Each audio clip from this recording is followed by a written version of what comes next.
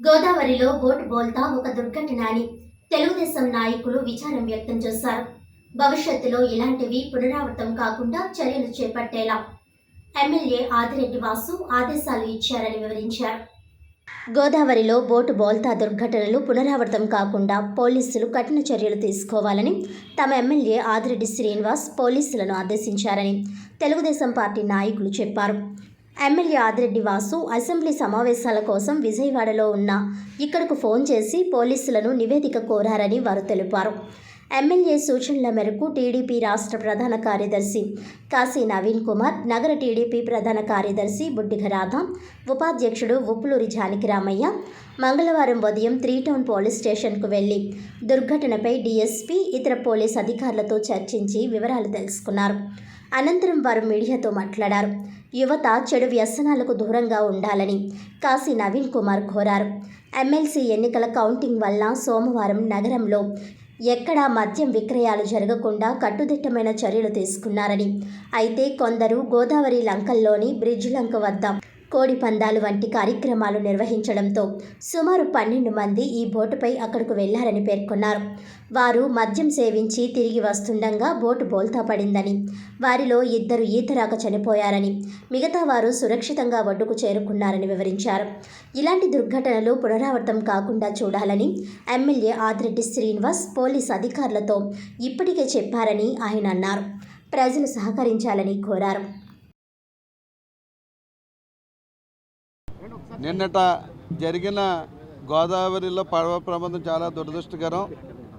ఏదైతే మరి MLC election count నిమిత్తం మరి రాజమండ్రి పరిసర ప్రాంతాల్లో వైన్ షాపులు మూసివేయడంతో మరి ఏదైతే దానికి అలవాటు పడి ఉన్నారో యువకులు మరి గోదావరి నది మీద పడవతో వెళ్ళి మరి అక్కడ చనిపోవడం చాలా దురదృష్టకరం. అక్కడ కొన్ని సంఘటనలు మా దృష్టికి వచ్చినాయి.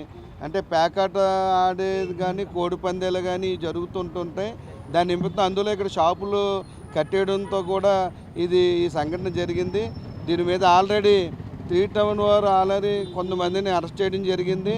ఇంకా పడవ ఓనర్ ఎవరైతే ఉన్నారో అతను ఆచూకీ కోసం ఇంకా ప్రయత్నం చేస్తున్నారు. దీని మీద పూర్తి స్థాయిలో మరి పోలీసు వారు కూడా ఇన్వెస్టిగేషన్ చేస్తున్నారు.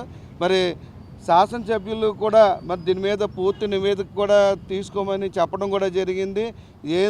ఏమైనా సరే ఈ ప్రమాదం చాలా దురదృష్టకరం. ఇటువంటి ప్రమాదాలు పునరావృతం కాకుండా మరి పోలీసు వారు కానీ అలాగే ఇక్కడ ఏదైతే ప్రజానీకం కూడా దీన్ని అరికట్టడానికి ప్రయత్నం చేయాలని మేము విజ్ఞప్తి చేస్తున్నాం. రోజు రాజమండ్రిలో జరిగిన సంఘటన చాలా బాధాకరం. ఎందుకంటే నిన్న డ్రైడే ఈ ఎమ్మెల్సీ ఎన్నికల సందర్భంగా ఈ వైన్ షాపులన్నీ కూడా మూసేయటం, వీళ్ళ కూడా కొంచెం ఖాళీగా ఉంటాం, అదే రోజు ఎక్కడికన్నా వెళ్ళి సరదాగా ఎంజాయ్ చేయాలనే ఒక ఆలోచనతో ఇటువైపు ఎక్కడ కూడా షాపులన్నీ బంద్ చేసి ఉన్నాయి. ఎక్కడ కూడా లిక్కర్ దొరకడం లేదు. ఇక్కడ రాజమండ్రిలో చాలా నిషేధాజ్ఞలు చాలా ఎక్కువగా ఉన్నాయి. ఎందుకంటే ఇక్కడ దొరకట్లేదని ఈ లిక్కరు కొవ్వూరు నుంచో ఎక్కడి నుంచో తీసుకుని అటువైపుకి వెళ్ళి అక్కడి నుంచి పడవ ద్వారా ప్రయాణం చేసి బ్రిడ్జి లంకకు వెళ్ళారు. ఆ బ్రిడ్జి లంక దగ్గర ఏదో ఒక సంఘటనలో అక్కడ కోడి పందాలు కూడా జరుగుతున్నట్టుగా తెలిసింది. ఆ కోడి పందాల దగ్గర కూడా వీళ్ళు కొంచెం ఎంజాయ్ చేసి రాత్రి వరకు అక్కడే ఉండి రాత్రి వచ్చి తిరుగుముఖంలో వీళ్ళు పడవ బ్యాలెన్స్ తప్పి పడిపోవటమో లేకపోతే దాంట్లో వాటర్ వెళ్ళి మునిగిపోవటమో జరిగింది. 2 యువకులు ప్రాణాలు కోల్పోయారు. మేము చెప్తా ఉన్నాం, మీరు ఇటువంటి ఆటలకి మీరు ఎప్పుడూ కూడా ప్రయత్నాలు చేయకండి. రాజమండ్రిలో ఆంక్షలు చాలా ఎక్కువ ఉన్నాయి.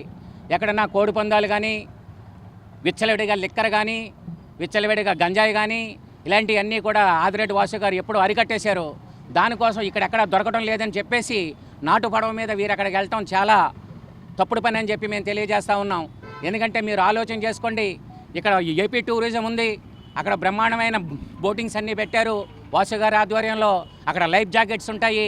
మీరు లైఫ్ జాకెట్లు వేసుకుని మీ ఫ్యామిలీతో మీరు ఎక్కడికన్నా వెళ్ళొచ్చు, ఎంజాయ్ చేయొచ్చు. అంతేగాని మీరు ఇవన్నీ కూడా కాదని మీరు నాటు పడవల్లో వెళ్ళటం, మీరు మందు సేవించడం, అక్కడ అన్నీ చేయటం వల్ల మీ ఫ్యామిలీలన్నీ కూడా చెల్లాచెదరైపోతాయి. మీ పిల్లలందరూ కూడా దూరం అయిపోతారు. దానికోసం ఇలాంటి కార్యక్రమాలు మీరు చేయొద్దు. అదేవిధంగా వాసు గారు అక్కడ అసెంబ్లీలో సెషన్స్ జరుగుతున్నా సరే మమ్మల్ని ఫాలోఅప్ చేస్తూ ఉన్నారు. అక్కడ వెళ్ళి ఏం జరుగుతుందో ఏంటో చూడండి, పోలీసు వారిని అడగండి, అక్కడ నిర్వాహకులు ఎవరైతే ఉన్నారో వాళ్ళ మీద యాక్షన్ తీసుకోమని చెప్పండి. ఇటువంటి మళ్ళీ మరొకసారి జరగకుండా ఉండాలని చెప్పి వాసు గారు కూడా మమ్మల్ని ఫాలోఅప్ చేయడం. ఏమండి, బోట్లో 12 మంది బయలుదేరినట్టుగా తెలుస్తుందండి. 9 మంది బయటకు వచ్చేసారు, 2 చనిపోవడం జరిగిందని చెప్పారండి. ఒక ఆయనేమో సింహాచల్ నగర్ నుంచి, ఒక ఆయనేమో భవానీపురం. ఇది అంతా కూడా ఆర్గనైజర్ చేసిందంతా ఒక 3 ఉన్నారంట. వాళ్ళ 3 కూడా మల్లాపేట వాస్తవ్యులంట.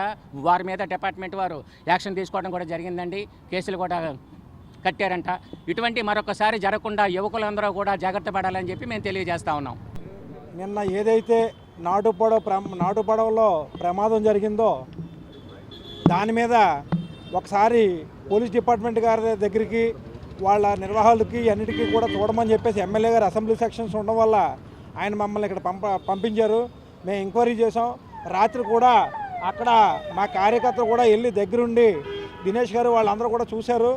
వాళ్ళు చెప్పిన రిపోర్ట్ ఏంటంటే ఓవర్లోడ్, అంటే పడవలో యాక్చువల్గా 20 మంది బయలుదేరదామని అనుకున్నారు, ఎక్కించుకున్నారంటే తీరా చూసినా కూడా ఓవర్లోడ్ అవుతున్నారు. అందులో 8 మందిని దింపేయడం జరిగింది.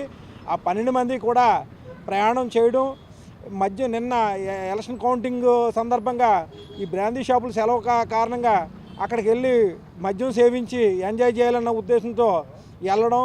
ఒకటి, ఈవేళ